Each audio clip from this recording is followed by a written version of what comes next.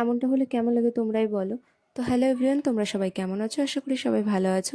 তো আমি আর আমার ফ্রেন্ড একটা জায়গায় যাচ্ছি, যেটা তোমাদের সাথে আস্তে আস্তে করে শেয়ার করছি। তো এটা নতুন অভিজ্ঞতা, আমার লাইফের ফার্স্ট টাইম। তো হ্যাঁ, আমি নেল এক্সটেনশনের কথা বলছি। তো এটা হলো মেঘা, যার বাড়িতে আমরা গিয়েছিলাম।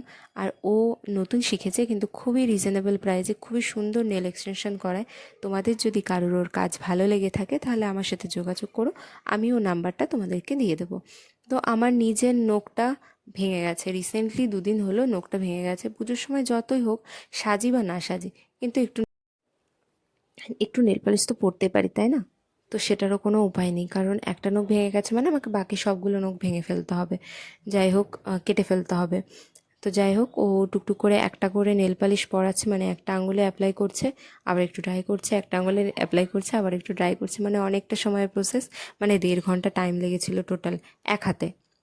আমি শুধু এক হাতেই করিয়েছি, কারণ এক হাতে ঠিক আছে, আমার এক হাতেই নখ থাকলে বেশ ভালো লাগে। আর আমার নিজের নখগুলো যথেষ্ট মোটা ছিল, আমার কাছে ওটাই ঠিক ছিল। কিন্তু এখন বাধ্য হয়ে আমি নিরুপায়, কিচ্ছু করার নেই, তাই এটা করিয়ে নিলাম।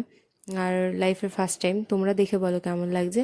আর যদি ভালো লেগে থাকে অবশ্যই একটা লাইক, কমেন্ট, শেয়ার করতে ভুলো না। তো আজকের মতো ভিডিওটা এই পর্যন্ত।